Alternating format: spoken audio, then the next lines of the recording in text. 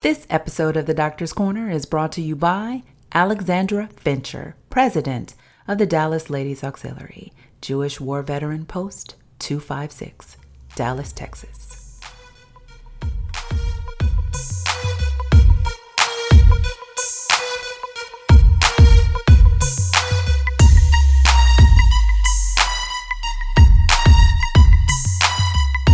Well, hello, podcast listeners, and welcome. Welcome to the Doctor's Corner, where we celebrate and acknowledge this nation's veterans and military members while encouraging nationwide literacy. I am your host, Dr. K, and yes, I am a proud United States Navy veteran. I hope everyone enjoyed their holiday season and plan to be a better you in 2020. On the Doctor's Corner, we usually identify and review a wide variety of literary compilations, oftentimes authored by veterans. But on today's show, we're highlighting a brother in arms as well as a scholar, a three-time scholar to be exact, Dr. Stephen Jordan.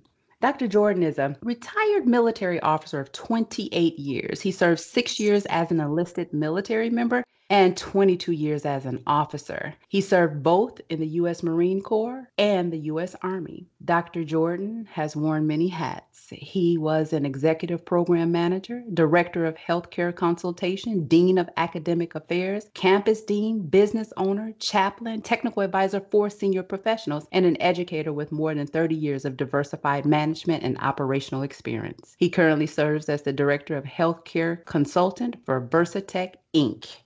Dr. Jordan, welcome. Welcome to the Doctor's Corner.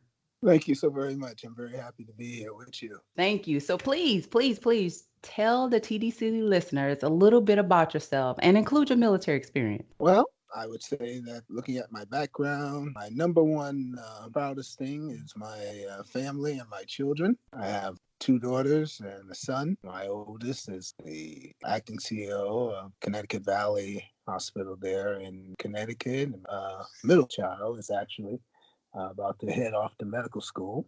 And my son is here with us, teaching us the real meaning of life in many ways. And so when I think about telling about myself, you read about a lot of accomplishments there, but I think about family first. And the other thing that's important to me is the privilege to have served in the military, but now to give back to those who continue to serve and that have served in the military, our veterans. And so that's kind of my focus.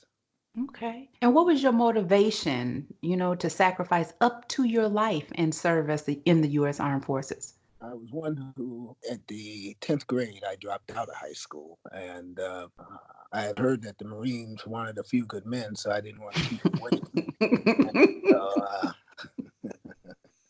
So I joined the Marine Corps at a very young age there and served there as enlisted, and then later served some additional years as enlisted in the Army. And between the two, it gave me a foundation and developed a level of discipline and understanding and purpose that allowed me to be able to provide for, you heard me say, my oldest child, who is doing so well, because in fact, I wanted her to have a better way of life than I did. I grew up awarded a state in the ghetto of Connecticut, and I was determined that my child would have everything that I didn't have. One of the ways that would do it is I knew education and its power. And so since I had the opportunity to get it, I did.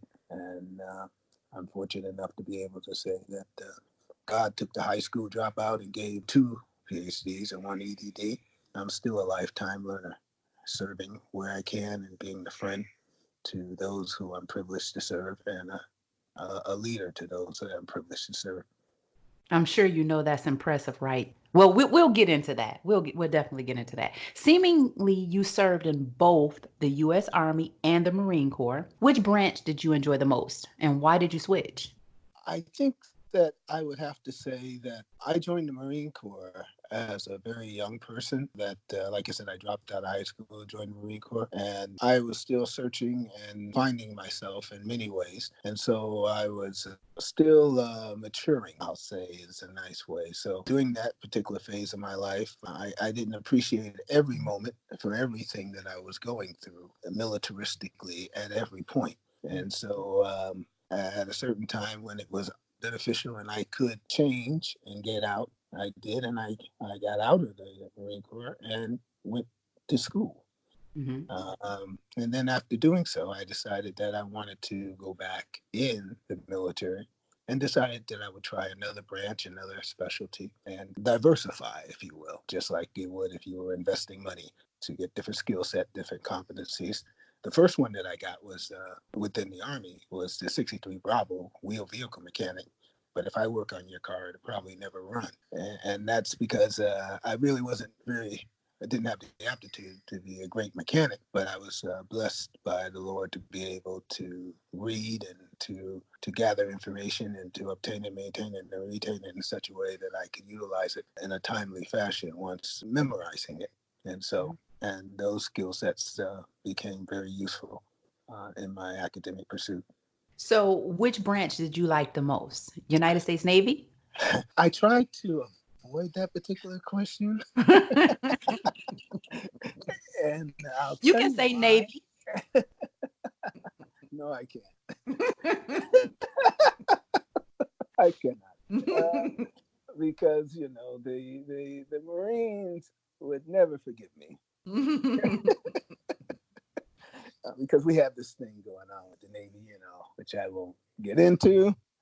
We still think we run everything, um, but what I learned in the Marine Corps was foundational. They gave me the rock, the stone, the cornerstone. And then I was able to take that to the Army. And then they gave me the wisdom to be able to stand upon it and build. And so both were equally a blessing and both were equally important. So I love them both, but once a Marine, always a Marine. Mm. Okay. Very nice. Very nice. My son is Army Airborne, so I was just kind of curious which one, if the Army would stand out at all, but it's all right. I'm going to stick with Navy. I do want to be all I can be, but I do realize that the Marine Corps accepted me first when they were looking for a few good men. And I didn't want just a job, but an adventure. So that's the Navy's world. See, that's their quote. What was the most challenging aspect of serving in the military, and what was the most rewarding? I guess I should use the Air Force by quote by saying the most challenging is aiming high and being Mm, what it could be. I think the most challenging aspect of the military is dealing with the discipline hmm. initially, learning to adapt and understand that it might not be good to you, but it's good for you. And Sure. that what might not make sense today would make a whole lot of sense tomorrow if you'll just hold on to what's being said and process it for what it's worth and its value in the moment and realize that sometime before you speak, let your words pass through three gates. Is it true? Is it necessary? And is it kind? And if Mm, that's not necessary, sometime, even though you might not like it, you realize as you mature and develop that it's not important that you like everything you go through, but sometimes you got to go through to get through so that you can be able to stand and know who you are in the midst of trouble, in the midst of challenges, and in the midst of pain, because it's not always going to be easy what you're experiencing. mm. That was thoughtful. That was good. Okay. So hindsight is always 2020. When did you realize that serving in the military was either the best choice of your life or the biggest mistake you ever made? I think I realized that it was the best choice when I understood that the values that I was learning was shaping the character of the person that I am Mhm. and that I was at that given time. So when I was that younger person and I was struggling with the three C's of life, if you will, the choices, changes, and chances. And you must make a choice to take a chance or your life will never change.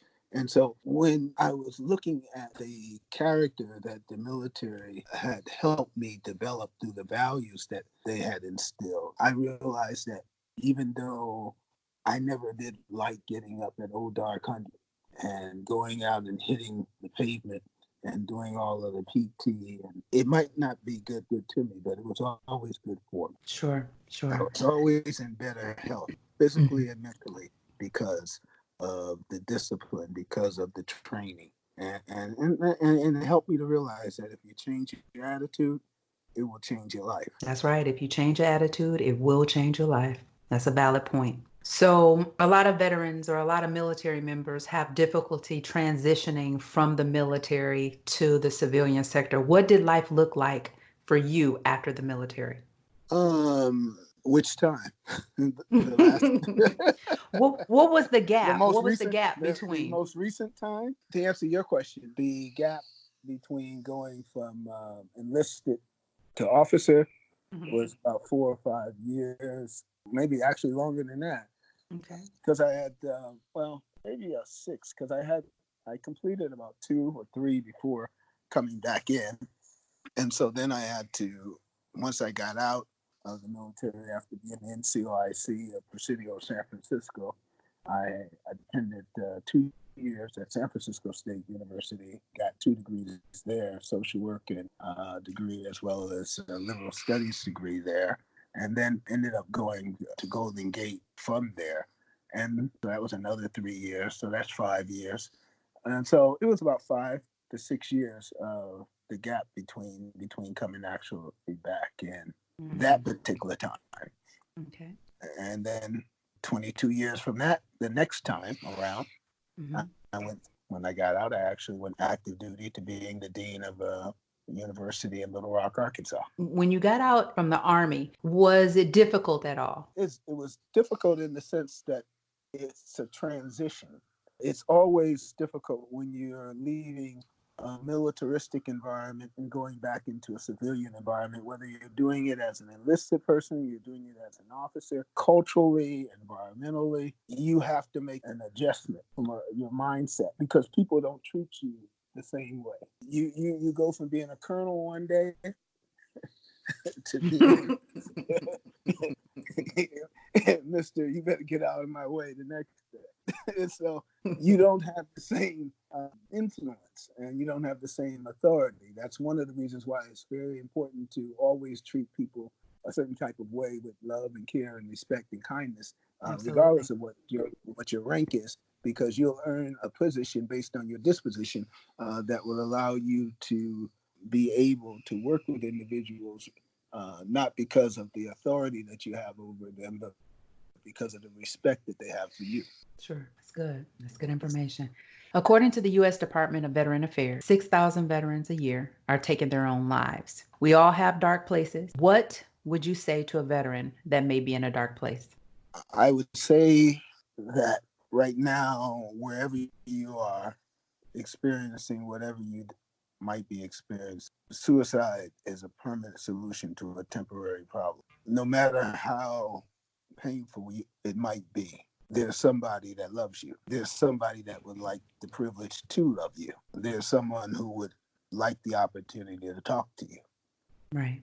But there's someone also that deserves the right to life, liberty, and the pursuit of happiness, just like it is commonly said for being an American. And that's you, the individual that's listening to me, that's thinking about taking your life. Your life is precious, and so are you. Give life a chance, because you deserve it, and you're worth it. Things end and changes come. Very nice. What is the difference between a civilian handling their issues and a military member handling their issues as to why military members are exceeding civilians and killing themselves? I mean, I honestly think that question, that is a really, really, really good question. That question, as I'm thinking about it, I think both internalize failure the same way. I think the difference is those of us in arms have been trained to know how to do it. And when I say we're trained to do it, Mm-hmm.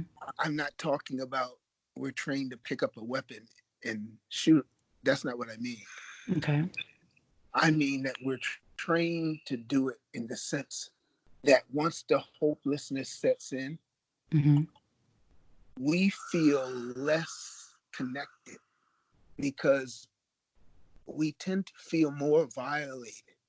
Military people tend to see themselves as having given and being provided a blank check that in the end really had insufficient funds to back it. When you look at now, we're trying to play catch up. All of the different benefits that military personnel are supposed to have to help Mm-hmm. them deal with the PTSD, help them deal with the psychological turmoil, help them deal with the emptiness and the circumstances. We're having a lot right now because we have people, we're having what I would call the fallout of the Great War experiences. Mm-hmm. So civilians haven't been living that. At best, they watch it from the sidelines. But we're having the fallout from that reality. In other words, the people who came back and they weren't as bad off as the ones who got prime time Mm-hmm. are the ones that you're seeing now who are taking these drastic acts. They're the ones who got that check for insufficient funds, who tried to get it Mm-hmm. but got laughed at, tried to get help but got stared at, tried to get Mm-hmm. help but been made to feel like they're an inconvenience because they kept coming, Mm. tried to get help but they would only give them 30% and they can't live off of that. Right, right, right. Well, that's real talk, Dr. J. That's the kind of talk where I think we all have failures in our lives, Mm-hmm. but we have to really determine when is failure truly a failure? When we've done nothing to correct it, or when we've observed it and done nothing because we didn't know. Okay, okay.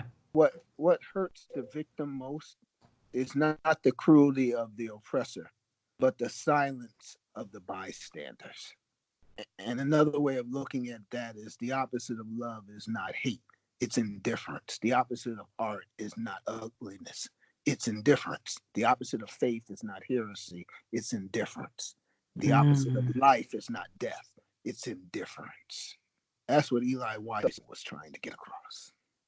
I think why we see so much loss within the veterans Mm-hmm. community Mm-hmm. is the indifference that abides. I think you may be right.